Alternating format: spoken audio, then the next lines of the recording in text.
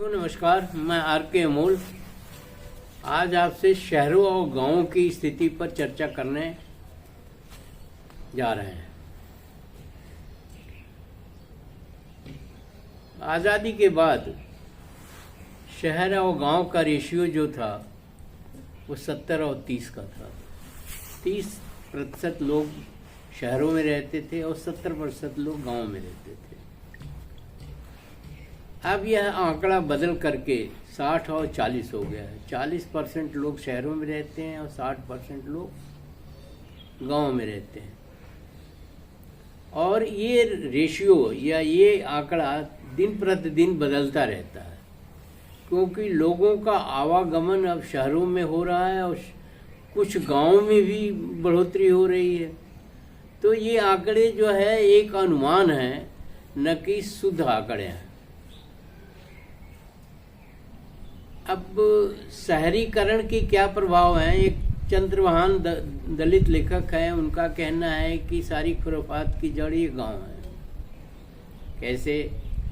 उनका कहना है कि गाँव में ही सारी विसंगतियां हैं, वहीं पर सारे जो है ढोंग पाखंड आडंबर ढोए जाते हैं, पोषे जाते हैं। और जितने भी ढोंग पाखंड आडंबर है और धर्म की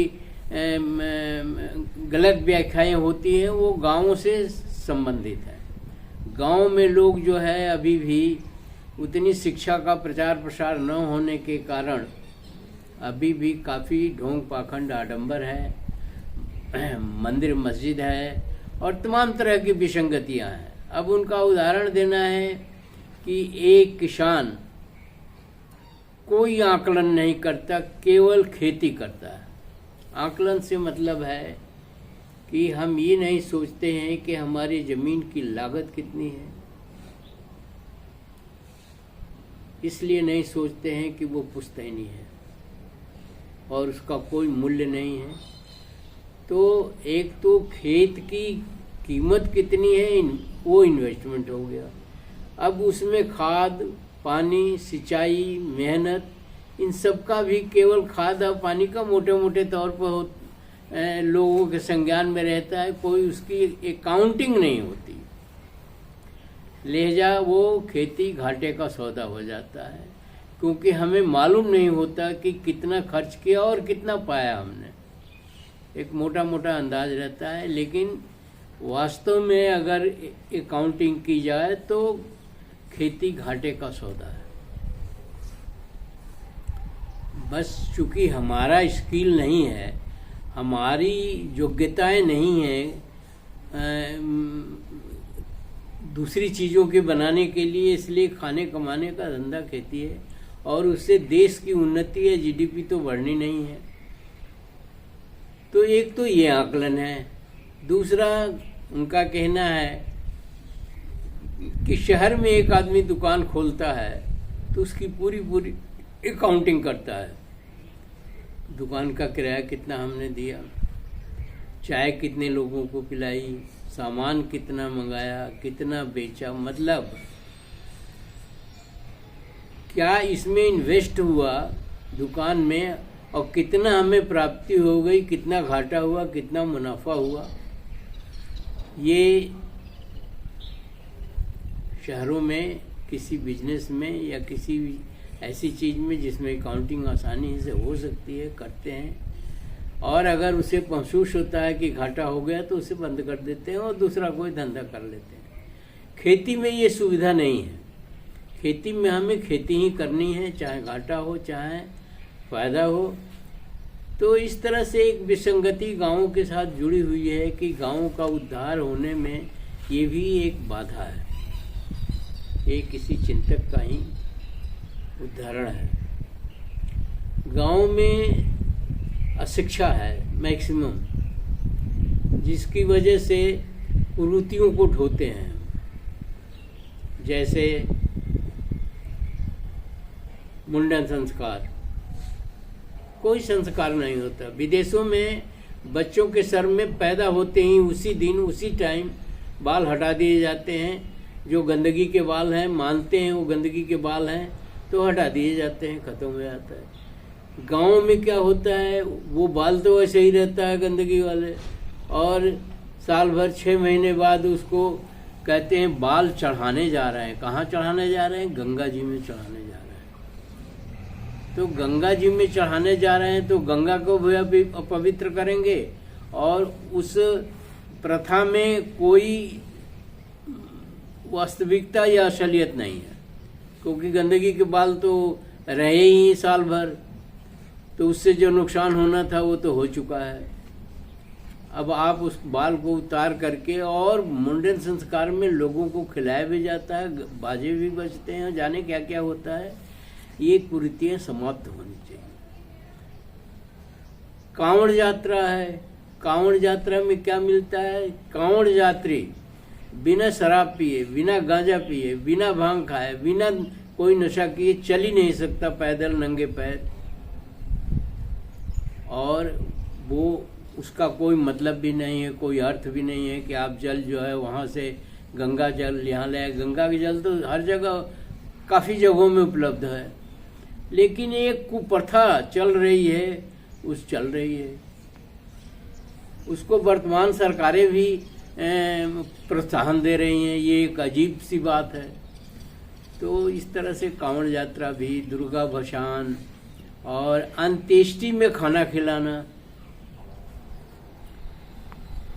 वो नहीं है, क्या कहते हैं, पैसा नहीं है लेकिन अंत्येष्टि करनी है तो कम से कम हजारों लोगों को, 500 लोगों को खाना खिलाना है, जिसका कोई मतलब नहीं है। जवान लड़के की डेथ हो जाती है, फिर आपको क्या कहते हैं, अंत्येष्टि का भोज याद रहता है। इस तरह से गाँवों की कुरीतियां ही गाँवों को खाया जा रही है, और जो लोग पढ़ लिख जाते हैं, जो लोग समझदार हो जाते हैं, वो शहरों में पलायन कर जाते हैं, क्योंकि उनको ये चीज़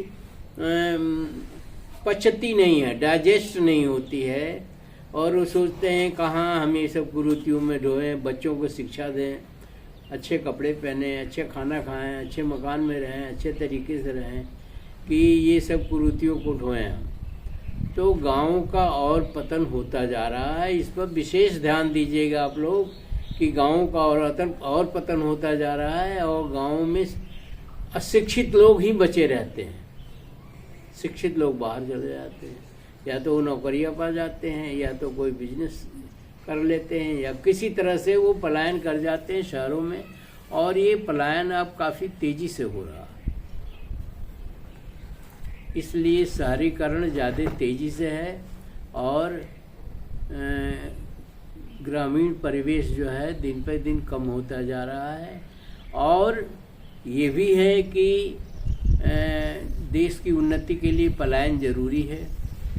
कृषि पर आधारित अर्थव्यवस्था सही नहीं है। खाने के लिए अनाज चाहिए, अब तो अनाज मुफ्त में बांटे जा रहे हैं, सरकारें मुफ्त में अनाज बांटती हैं।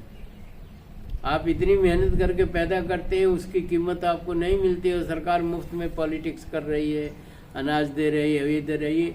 और मुझे जहाँ तक ज्ञात है, आधे से अधिक अनाज पुनः बाजार में आ जाता है, उसको वो बेच देते हैं, बेच के पैसे बना लेते हैं, और चाहे दारू पीते हैं, चाहे कुछ भी करते हैं, जो भी करते हैं। ऐसा मैंने देखा है अपनी आंखों से। तो सरकारें तो अपना काम करती हैं, उन्हें तो सत्ता चाहिए। सरकार को क्या चाहिए? सत्ता चाहिए। पार्टियों को सत्ता चाहिए। पार्टियों को किसी एनालिसिस से कोई लेना देना नहीं है, बल्कि एनालिसिस करके आप ले जाइए तो वो नाराज होते हैं कि अब आपके पास और कोई काम नहीं है, यही काम है। तो एक तो अच्छा, ये राजनीति में सब मक्कार लोग भर्ती हो गए हैं, जिन्हें कुछ लेना देना नहीं है। उन्हें 7 पुश्तों के लिए पैसा कमाना है और अपनी राजनीति करनी है। तो इस तरह से गांवों का उद्धार होने की बजाय शहरीकरण बढ़ रहा है, और शहरीकरण बढ़ता जाएगा। और एक समय आएगा जब ये रेशियो 70-30 है, 80-20 हो जाएगी, 90-10 हो जाएगी। तो एक विकट स्थिति खड़ी हो जाएगी। पर शहरीकरण भी जरूरी है, स्मार्ट सिटीज बननी चाहिए ताकि एजुकेशन का फ़ायदा लोगों को मिले, या उद्योग लगने चाहिए ताकि लोगों को रोज़गार मिले, नई चीज़ें पैदा हो जिसका निर्यात हो। मुझे ये कहने में कोई परहेज नहीं है कि एक पुराने रिकॉर्ड के अनुसार, 5 साल पुराने रिकॉर्ड के अनुसार चाइना में 8000 लोहे की भट्टियां हैं, का सारा रॉ मटेरियल, कच्चा माल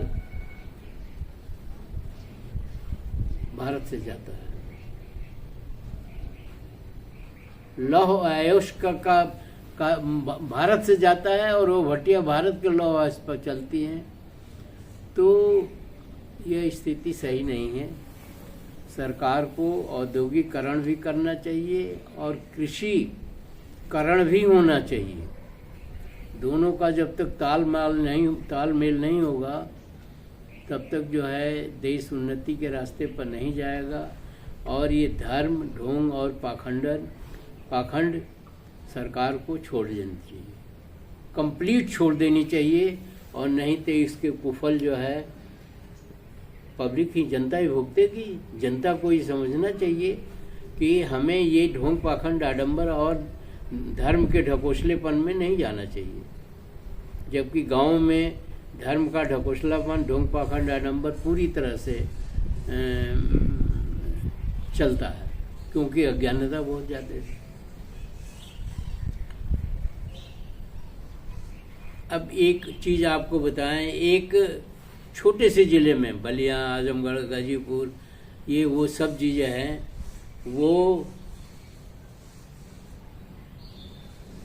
एक इंडस्ट्री बड़ी सी लग जाए तो उसकी 50 एंसिलरी यूनिट हो जाएंगी। उसकी कोई मान लीजिए मारुति, जैसे मानेसर में मारुति लगी तो इतनी एंसिलरी हो गई, कोई गाड़ी की सीट सिलने लगा, कोई कपड़े सप्लाई करने लगा, कोई धागे सप्लाई करने लगा, कोई गियर बनाने लगा, कोई ब्रेक बनाने लगा, कोई कुछ बनाने लगा, फैक्ट्री में असेंबल होना शुरू हुआ।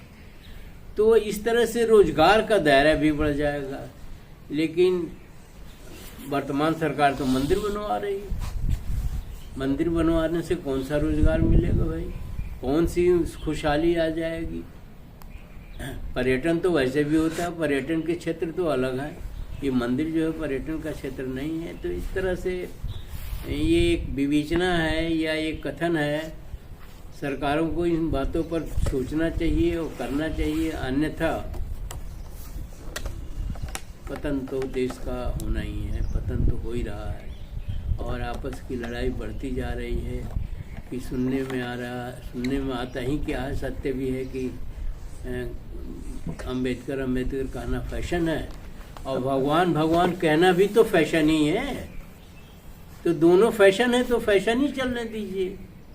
भगवान ने कौन सा आज तक भगवान कहने से आज तक कोई स्वर्ग और नरक गया है या खुशहाली आई है या कोई खास बात हुई है? अंबेडकर कहने से तो कम से कम जो है आधी से ज़्यादा आबादी को, 80% आबादी को जो है में खुशहाली आई है।